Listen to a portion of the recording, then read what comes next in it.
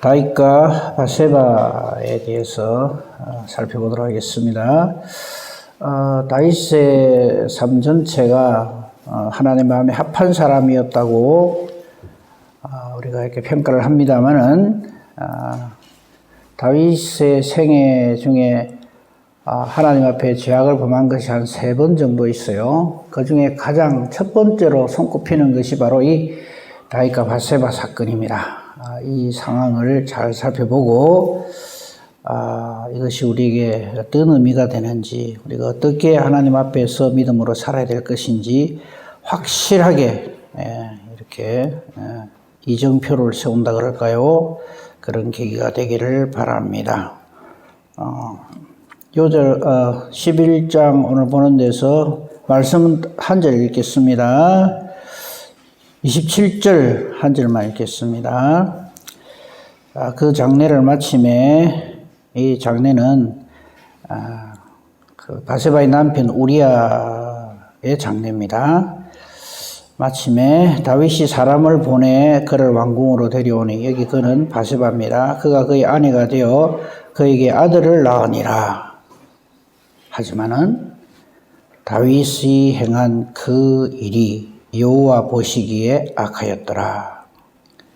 아무리 훌륭한 사람이라도요, 다윗 아니라 그 어떤 지금까지 우리가 살펴본 성경의 모든 인물들을 다 합쳐놔도 하나님 보시기에 악하였더라. 그럼 그걸 끝입니다. 더 이상 할 말이 없어지는 거예요. 그 내용을 오늘 살펴보도록 하겠습니다. 어제 잠깐 말씀을 드렸는데, 지금 전쟁이 일어나고 있죠. 그 10장에서 암몬하고 다윗하고 전쟁이 벌어져요. 이때는 분명히 이 암몬이 잘못했죠. 암몬의 왕 나하스가 이게 죽었을 적에 그 아들이 대신, 한운이 대신해서 왕이 됐죠. 이제 왕위를 계승했는데, 다윗이 이제 평소에 이렇게 좋게 지냈던 그 암몬 왕 나하스에게 이게 조문을 위해서 사신들을 보냈는데, 이 한운이 그 10장 3절에 보면 암몬 자손의 관리들이 이렇게 꼬드기죠. 온 게 그냥 단순히 조문을 위해서 온 게 아니고 정탐, 염탐해서 공격하려고 합니다. 키가 얇고 경험이 일천한 한운이 그 말에 홀랑 넘어갔어요. 그러면 그냥 자기가 경계하면 될 건데 객기를 부리죠. 그 객기가 뭐냐면 그 조문하러 온 다윗의 신하들을 아주 모욕을 줍니다. 수염을 반을 잘라버리고, 그게 이제 4절에 나와 있죠. 수염 절반을 잘라버리고, 그 다음에 이 옷에 엉덩이 반쯤까지 확 잘라버립니다. 하체가 드러나는 거죠. 이런 모욕을 줍니다. 이것으로 인해서 전쟁이 벌어지죠.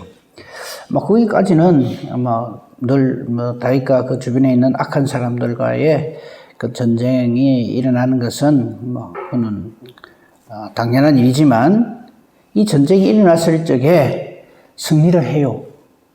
다윗의 군사들이. 이때 문제가 발생합니다. 그게 11장 1절입니다. 출전할 때가 되어서 다윗이 이제 군사령관인 요압은 기억하셔야 됩니다. 그에게 있는 그의 부하들 온 이스라엘 군대를 요압의 그 지휘 아래 이제 전쟁을 보냅니다. 그 가서 전쟁에 승리를 해요. 암몬 자손을 멸하고 랍바를 에워쌌더라. 여기까지는 괜찮는데 다윗은 예루살렘에 그대로 있더라. 여기까지도 괜찮아. 다윗이 자기가 안 나가도 전쟁에 승리할 수 있으니까 안 나갈 수 있죠. 문제는 2절이 하나의 이 사건의 실마리가 됩니다. 근거가 돼요. 저녁 때에 다윗이 그의 침상에서 일어나서 이렇게 돼 있어요. 그러니까 해질녘이 됐는데 열심히 낮에 일을 하고 이제 어두워져서 이제 잠자리 침상으로 갔더라. 이래 이야기가 돼야 되는데 이게 뒤집어져 있죠. 그러니까 저녁 때에 그의 침상에서 일어났다는 말은 낮잠을 잤다 이 말이에요. 낮잠 그 자체가 잘못은 아니에요. 근데 지금 전시예요. 자기 부하들은 나가서 목숨을 걸고 전쟁을 하고 있는데 다윗의 마음가짐이 흐트러져 있다 하는 하나의 이게 단서가 되는 거예요. 여러분도 한번 생각해 보십시오. 모든 사람들이 다 열심히 어떤 일에 온 교인들이 열중을 하고 있는데 자기는 엉뚱한 짓을 하고 있으면 그건 아니죠. 그죠? 아무리 자기가 예루살렘에 있고 좀 막 피곤해서 쉬고 이럴 수 있다 할지라도 이런 식으로 하면 안 되는 거죠. 이것이 하나의 이게 실마리가 되는 거예요. 자고 일어났어요. 거기까지는 또 괜찮아요. 그럴 수 있죠. 너무 피곤하면 낮잠도 잘 수 있고. 낮잠이 죄라는 말은 아니에요. 왕궁 옥상 거닐 수 있죠. 산책할 수 있고. 왕이니까. 몸도 많이 좀 피곤했을 거고. 그래서 왕궁 옥상을 거닐다가 그 옥상에서 보니까 왕궁은 원래 보면 제일 높은 곳에 있어요. 대부분의 경우. 그리고 백성들은 그 밑에서 왕궁에서 보면 다 내려다볼 수 있는 그런 위치에 있죠. 근데 거기서 한 여인이 목욕을 하는 것을 보게 됩니다. 근데 보니까 심히 아름다워 보이는지라 이렇게 돼 있어요. 이거야 뭐 어쩌겠어요. 그 여자가 예쁜 거로. 그것도 목욕할 수 있죠. 저 집 앞마당에서. 근데 이걸 본 거예요. 최대한으로 봐서 그럴 수 있죠. 그런 일이 있을 수 있습니다. 여기까지는 일종의 해프닝이라 그럴까요? 일어날 수 있는 일입니다. 근데 문제는 3절입니다. 그러면 다윗이, 아이고, 내가 좀 못 볼 걸 봤구나. 이렇게 하고, 그냥 넘어가면 돼요. 그것까지 하나님이 왜 네가 그렇게 했느냐. 이렇게 안 하세요. 근데 문제는 3절입니다. 아름다워 보일 수 있죠. 근데 그걸 왜 3절 왕이랍시고 이 짓을 해요? 다윗이 사람을 보내서 그 여인을 알아보게 합니다. 다윗에게 아내가 없어요? 아름다운 여인이 없어요? 지천으로 널려 있는 것이 우리 전에 봤잖아. 다윗의 아내가 공식적으로만 6명이에요. 그죠? 근데 이걸 보고는 그냥 그 여인을 알아보게 합니다. 그 보고가 들어와요. 엘리암의 딸이요 헷사람 우리아의 아내 바세바입니다. 이렇게 보고가 들어왔어요. 그러면 여기서 제일 아이고 그래 하고 그만둬야 되는 게 뭐냐면 유부녀란 말이죠. 남편이 있는 아내예요. 남편이 있는 여자예요. 그러면 그러냐. 근데 여기서 우리가 잘못된 게 뭐냐면 왜 알아보냐고요. 왜? 눈에 띄는 대로 이런 짓을 하면 안 되죠. 왕이라고. 그럼 이 3절에 보고 딱 받았으면 그러냐? 그럼 딱 거기서 그만둬야죠. 이 4절이 이제 극치점이죠. 전령을 보내어서 그 여자를 자기에게로 데려오게 하고 그 여자가 부정함을 깨끗하게 하였으므로 목욕했단 말이죠. 그래서 더불어 동침을 해요. 여자가 몸만 깨끗하게 해가 있으면 유부녀든 뭐든 상관없이 왕은 이렇게 해도 되는 겁니까? 이거 아니죠. 그리고는 아무 일 없었다는 듯이 그 여자는 자기 집으로 돌아갔습니다. 그럼 이건 뭐예요? 다윗이 아주 더러운 욕망을 채운 것밖에 안 되잖아요.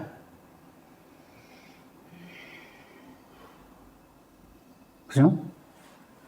아내가 있는 여자를, 그것도.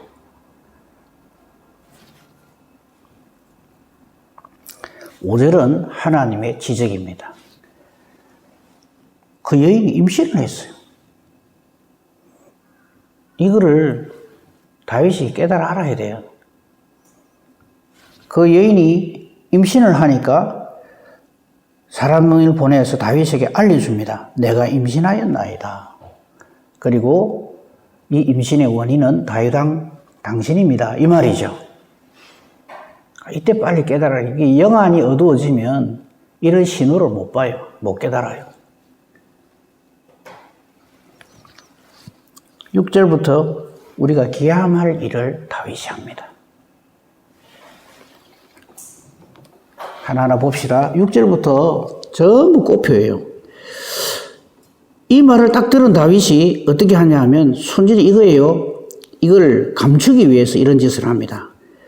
군사령관 요압에게 개별해서 헷사람 우리아를 내게 보내라.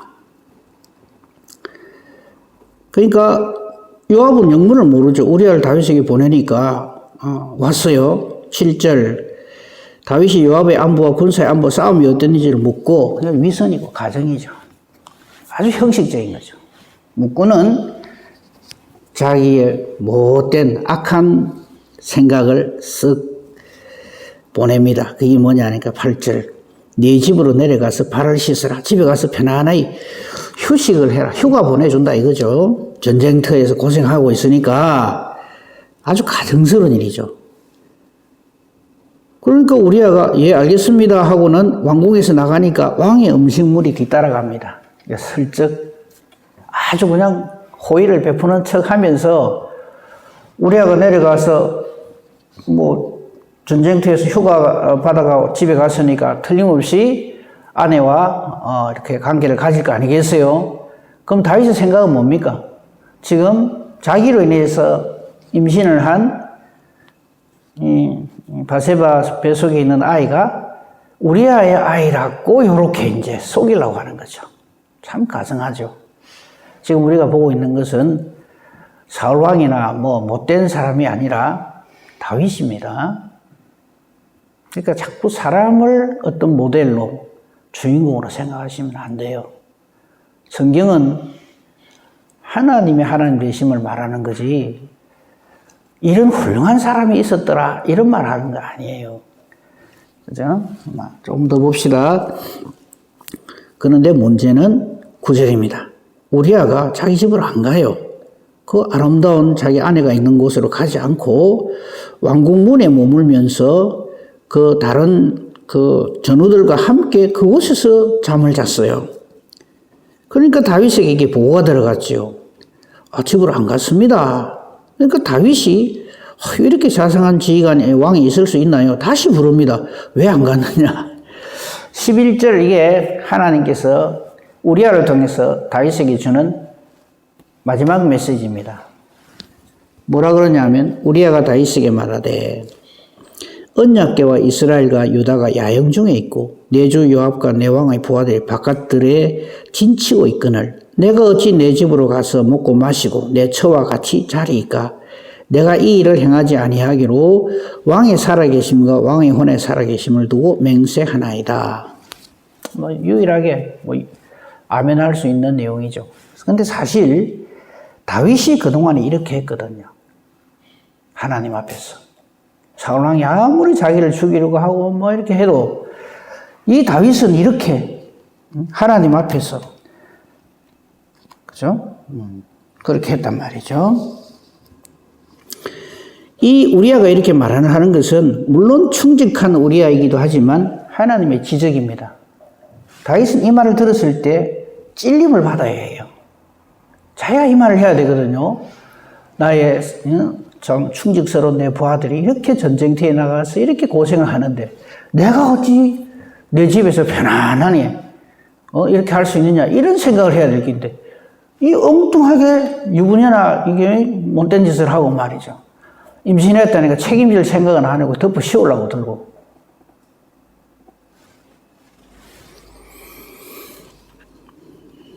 (12절) 보십시다. 12절 13절은 다윗이 더 악한 꾀를 부리는 그 내용이 나와 있어요. 그러니까 우리에게 오늘도 여기 있으라 내일은 내가 너를 보내리라 하면서 내일 내가 너를 보낸다 하는 이 말은 하루 더 기회를 주는 거예요. 그러면은 아이고 내일이면 내가 출정을 하니까 오늘 밤에는 아내에게 가봐야지 이런 생각이 들도록 만드는 거죠. 하지만 여전히 우리아는 그렇게 하지 않았어요. 13절 보십시오. 이제 이튿날 다윗이 그를 불러서 그 앞에서 먹고 마시고 술을 먹게 해요. 우리아에게. 그러면은 저녁 때 취하면은 이제 술김에 이제 자기 집으로 안 가겠나 이거죠. 저녁 때 그가 나가서 자기 집으로 간 게 아니라 즉 바세바에로 간 게 아니라 그의 주의 부하들과 더불어 침상에 놓고 그의 집으로 내려가지 아니에요. 한 번 더 사실은 다윗은 시도를 하는 거예요. 아주 악하죠. 뭐 첫날은 그럴 수 있지만 내가 술 먹이 가지고 좀 하면은 이래 하지 않을까. 이렇게 아주 못된 꾀를 다윗은 여전히 부립니다. 그래도 안 내려가니까 이제는 막 대놓고 합니다. 14절입니다. 보십시오. 다윗이 편지를 씁니다. 그 다음날 아침에 편지를 써서 우리아의 손에 들리면서 요압에게 보내면서 이 편지를 이제 요압에게 보게 해라 이거죠. 아무것도 모르는 충직스러운 우리아는 사실은 아무것도 모르지만 하나님이 함께 하시는 사람이에요. 우리아가 자기 손으로 들고 간 다윗의 편지는 요압에게 아주 악한, 정말 우리 눈을 의심하게 하는 그런 내용이 담겨져 있습니다. 15절에 그 편지 내용인즉슨 전쟁을 하는데 우리아를 맹렬한 싸움에 앞세워두고 너희는 뒤로 물러가서 그로 맞아 죽게 하라. 이게 다윗이 할 소리입니까? 자기가 바세바를 보면서 아이를 갖게 해놔놓고 자기가 그 악한 꾀로 이렇게 하려 해도 안 되니까 죽여버리라 이 말이에요. 우리 눈이 의심할 정도로 어떻게 이럴 수가 있나 싶잖아요. 왜 이런가 하는 건 좀 이따 말씀드리겠습니다. 그러니까 요압이 또 이 말에 대해서 어떻게 이 충직한 우리아를 이렇게 하십니까? 이것도 아니에요. 왕의 명령이니까, 힘 있는 자의 명령이니까 그대로 따릅니다. 16절 보십시오. 요압이 그 성을 살피고 이제 전쟁 그 상황을 딱 보고 용사들이 있는 것을 아는 그곳에, 이 말은 무엇이냐면 적의 최강 정예 부대 거기에다가 우리아를 딱 보내는 거예요. 그리고는 이 다윗이 편지에 기록한 대로 신호를 딱 해가지고 뒤로 싹 물러나고 우리아만 남아서 맞아 죽게 하겠죠. 이건 살인교사죠. 교사가 아니라 죽이라고 하는 명령입니다.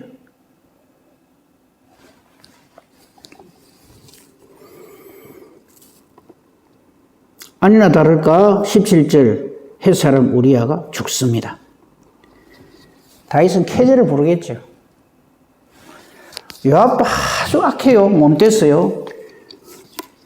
왕에게 보고를 해라. 혹시 20절에 왜 너희가 그렇게 전술도 모르냐? 그 성에 가까이 가서 싸웠느냐? 그 옛날 아비멜렉이 성위에서 여자가 던진 맷돌을 맞고 죽은 거 모르느냐? 어째서 그래 가까이 갔더냐 하거든. 딴 말 할 필요 없다. 햇사람 우리아도 죽었습니다. 이 말만 해라. 또 햇사람 앞에다 왕의 종이란 말까지 붙여가면서요. 그러니까 아주 그냥 손발이 척척 맞죠. 다윗하고 요압이. 여러분 악한 일에 동지가 생겨서 손발이 척척 맞는 거 기뻐하지 마십시오. 바로 망하는 지름길입니다.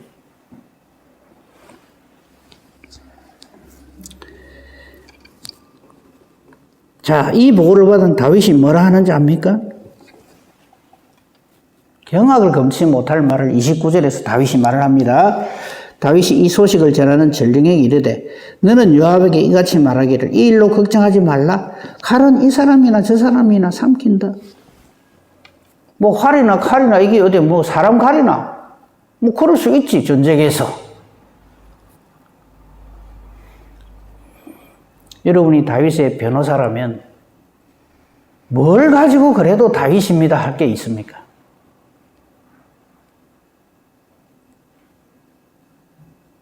이것이 인간입니다.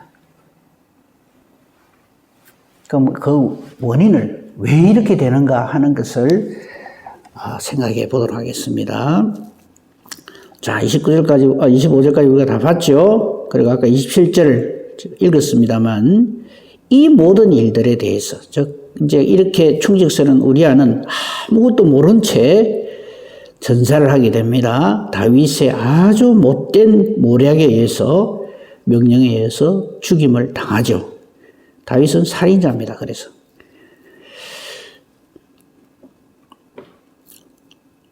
그 바세바가 통곡을 할 밖에요. 26절에. 그 27절 장례를 마치자마자 다윗이 사람을 보내서 그를 왕궁으로 데려와서 그의 아내가 되어서 아들을 낳았어요. 그러고는 다윗은 이 문제는 잘 해결됐다고 손을 탁탁 털겠죠. 문제는 그 다음입니다. 다윗이 행한 그 일이 여호와 보시기에 악하였더라. 이걸로 끝입니다. 이것에 대한 하나님의 심판은 내일 보겠습니다. 다윗이라고 예외 없습니다. 간단하게 말씀드리면요, 이 일 후에 다윗의 집에 전쟁이 끝나지를 않아요. 그 중에 최고 이 극치점이 다윗의 셋째 아들 압살롬이 난을 일으키죠. 압살롬이 못된 게 아닙니다. 물론 못됐죠. 악하죠. 아버지한테 어디 칼을 빼들고 반란을 일으켜요. 그 원인이 이겁니다. 하나님이 딱 그렇게 심판을 내리세요. 꼭 내일 보도록 하고요. 이 일이 이렇게 벌어진 것에 대한 정말 직접적인 원인이 뭘까 하는 것을 말씀을 통해서 알아보도록 하겠습니다. 갈라디아서 5장 보겠습니다. 이 말씀 갈라디아서 5장 가지고 이 사무엘하 11장을 해석하는 것이 가장 적합합니다. 갈라디아서 5장 하면 여러분 이미 다 아실 거예요. 육체의 사람과 성령의 사람. 육체의 일과 성령의 열매. 육체의 열매와 성령의 열매. 더 쉽게 말하면 악령의 사람과 성령의 사람의 모습입니다. 거기서 사실은 그 갈라디아서 5장 16절 한 절이면 오늘의 이 사건의 원인을 정확하게 알 수가 있어요. 내가 이르노니 너희는 성령을 따라 행하라. 그리하면 육체의 욕심을 이루지 아니하리라. 이거 완전히 직격탄이죠. 다윗이 왜 이런 짓을 하느냐? 성령을 따라 행하지 않기 때문에. 성령으로 충만하지 않기 때문에. 하나님의 말씀이 자기를 지배하지 않기 때문에. 이거 떠나가면요, 다윗이고 누구고 없습니다. 전부 이래 합니다. 그러니까 성령을 따라 행하라. 그리하면 육체의 욕심을 이루지 아니합니다. 이걸 더 정확하게 또 오늘 말씀하고 연결해서 말하면 성령을 따라 행하지 아니하면 육체의 욕심을 따라 막 산다 이거죠. 그래서 우리는 성령 충만하지 않으면 이건 완전히 사람 자기 충만, 감정 충만, 악령 충만으로 연결이 되는 겁니다. 17절 볼까요? 갈라디아서 5장 17절. 못 알아들을까봐 얼마나 자세하게 설명해 주시는지 모릅니다. 육체의 소욕은 성령을 거스리고 성령은 육체를 거스리니 이 둘이 서로 대적합니다. 즉 성령과 악령이 내 속에서 막 전쟁을 벌인다 이 말입니다. 18절에 보면 너희가 만일 성령의 인도하시는 바가 되면 율법 아래 있지 않다. 율법 아래에 있단 말은 율법을 범하고 어긴다 이 말이에요. 그러니까 성령을 따라 행하면은 성령의 인도하심을 받으면 율법의 모든 것을 이루고 살게 되는데 성령의 인도하심을 받지 아니하고 자기 욕심, 자기 고집으로 살면 율법에서 말하는 모든 계명들을 다 범하는 자가 된다. 그러면서 19절 육체의 일은 분명하다. 육체의 일이 뭔지 모르느냐? 정확하게 알려줄게 이 말이에요. 육체의 일은 분명하니 음행가 바로 나오잖아요. 다윗의 이 음행은 교만이죠. 가는 데마다 전쟁이 승리하고 잘 나가고 내가 왕이고 연전연승하고 이러니까 하나님의 말씀이고 뭐고 없는 거예요. 그냥 내가 왕인데 내가 하고 싶은 대로 하는데 아마 바세바를 범하면서도 왕이 되면 이 정도야 뭐 이래 생각하는 거예요. 남편이 있던가 없던가. 이방인의 왕하고 뭐가 다릅니까? 이방인의 왕이 무슨 뜻입니까? 하나님 말씀이 없는 자기가 하나님이 사람의 모습이죠. 19절 보십시오. 육체의 일은 분명하니 곧 음행과 더러운 것과 호색과 이거 다 나오잖아요. 그 다음에 온갖 못된 짓, 이 당을 지어서 악한 짓을 하고 분열하고 이단, 투기, 술 취한 방탕함과 또 그와 같은 것들이라 이런 일을 하는 자는요 하나님 나라를 유업으로 받지 못합니다. 하나님 보시기에 옳지 못하더라. 그러니까 이 다윗과 바세바의 사건은요, 어쩌다가 다윗이 잠깐 이렇게 일탈을 해가 실수를 했구나가 아닙니다. 우리에게 주시는 경고의 말씀은요, 성령과 말씀으로 충만하지 않으면 원인은 순식간에 내 생각으로, 내 기분, 내 감정으로 충만해가지고 더 정확하게 말하면 악령으로 충만해가지고 하나님 보시기에 악한 일을 눈도 까딱 안 하고 합니다. 다윗이 행한 거 다시 한번 찬찬히 보세요. 자기가 하는 길이 다 맞다고 생각하고 있는 거예요, 지금.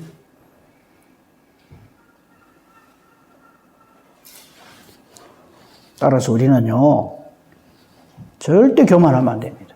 내가 뭐 이 정도면 내가 그래도 목사인데, 장로인데, 권사인데, 집사인데, 천만에요. 전적인 하나님의 은혜 아니면 우리는 순식간에 날아갑니다. 그래서 항상 우리 성령의 인도하심을 받아야 되고, 주의 말씀이 내 발의 등이고 내 길이 빛이 되는 거, 이게 어긋나면, 보십시오. 오늘 이 죄악을 범한 사람이 우리가 경악을 금치 못하는 이런 음행을 범하고 살인죄를 저지르고 아주 못된 꾀를 부리고 하는 이 모든 이 일을 범한 사람이 다윗입니다. 다른 사람도 아니라 다윗이라고요. 이 말씀 앞에서 우리는 정말 경성해야 되죠. 절대 교만하면 안 됩니다. 하나님 앞에서 말씀에 붙들려서 성령으로 충만해서 사는 이것이 얼마나 하나님의 크신 은혜인가 하는 것을 절감을 하고 오늘도 말씀 안에서 성령의 인도하심을 받아서 승리하는 그런 삶을 사는 복된 저와 여러분이기를 우리 주님의 이름으로 축복하며 축원합니다. 아멘. 감사합니다, 하나님. 오늘 다윗의 삶 속에서 가장 최악의 상태라 할 수 있는 이 바세바 사건 그리고 우리아 사건을 통해서 다윗을 이렇게 평가하고 비판하기보다 이 말씀 앞에서 우리 자신을 봅니다. 우리도 순식간에 정말 주님의 은혜에서 떠나가면 말씀이 없으면 성령으로 충만하지 않으면 얼마든지 추악한 죄악 덩어리가 될 수밖에 없다는 것을 우리는 오늘 말씀을 통해서 깨닫습니다. 주님, 우리에게서 성령을 거두지 마옵시고 두루다니며 삼킬자를 찾는 악의 세력에서 우리를 보호하여 주시옵소서. 오늘도 종일토록 함께해 주시고 잠자리 들 때에 감사함으로 하나님 앞에 영광 돌리는 귀하고 복된 보람 있는 하루가 되게 하소서. 말씀 붙들고 기도합니다. 우리 기도하는 것이 그러므로 내 생각을 말하면서 요래 주십시오 저래 주십시오가 아니라 나는 한치 앞을 모르지만 하나님이 모든 것을 아시고 나보다 나를 더 잘 아시고 나보다 나를 더 사랑하신 아버지 하나님께서 내가 가는 걸음걸음을 인도해 주시고 함께해 주시옵기를 기도하게 하시고 우리 기도하는 것이 하나님의 말씀과 정확하게 일치하게만 해 주시옵소서. 그래서 우리 기도하는 것이 하나님의 뜻과 같기에 하나님이 기뻐하시면서 응답해 주시는 능력 있는 기도 의인의 강구 되게 하소서. 오늘 수요 예배 위에도 하나님 은혜 주시옵소서. 범사 대소사 주님께 부탁합니다. 감사하며 우리 주 예수 그리스도 이름으로 기도합니다. 아멘.